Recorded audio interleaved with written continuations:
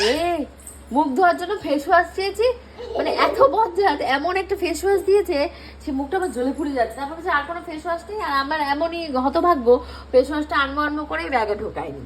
আমি কোথাও গেলে লোকেরটা বিশেষ একটা নিই না, আমার পছন্দ হয় না, নিজেরটাই আমি ক্যারি করি।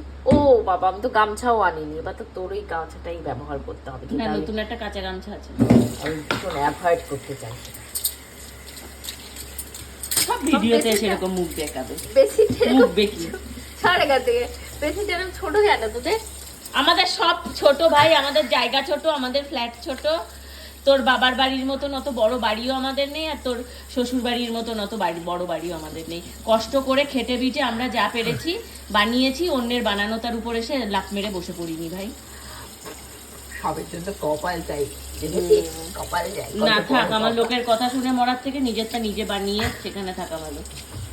সারা জীবন না হলে ওই খোটা শুনেই মরতে হবে, আর না হলে একটা জিনিসে হাত দিতে গিয়ে 10 বার ভাবতে হবে। তুই যেমন ভাবিস এটা তো আমার নয়, এটা তো ওদের, এখানে কিছু করতে গেলে আমাকে 25 বার শুনতে হবে, এর পারমিশন, ওর পারমিশন, তার পারমিশন, তো গোষ্ঠীর পারমিশন নিতে হবে।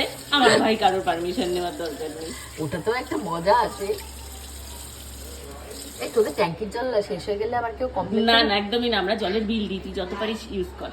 না, আমরাও বিল দিই, কিন্তু দেখা গেল বাপের বাড়ির মতন জল শেষ হয়ে গেলে আমার বাবার মতন এই এক্ষুনি তো ডালি চালালাম। এখন তো বাবা আগে যে একটা অবস্থা ছিল, মানে সেই ট্যাঙ্কি থেকে জল ভেসে যেত, এক একটা ট্যাঙ্কি ফাঁকা থাকতো, তারপর বাবু একটু মানে একটা কি অত্যাধুনিক কি লাগিয়েছে, মানে অত্যাধুনিক আমাদের কাছে, এটা অনেকের কাছে পুরনো হয়ে গেছে, তো ওইটা লাগালে এখন জল টেনশন না।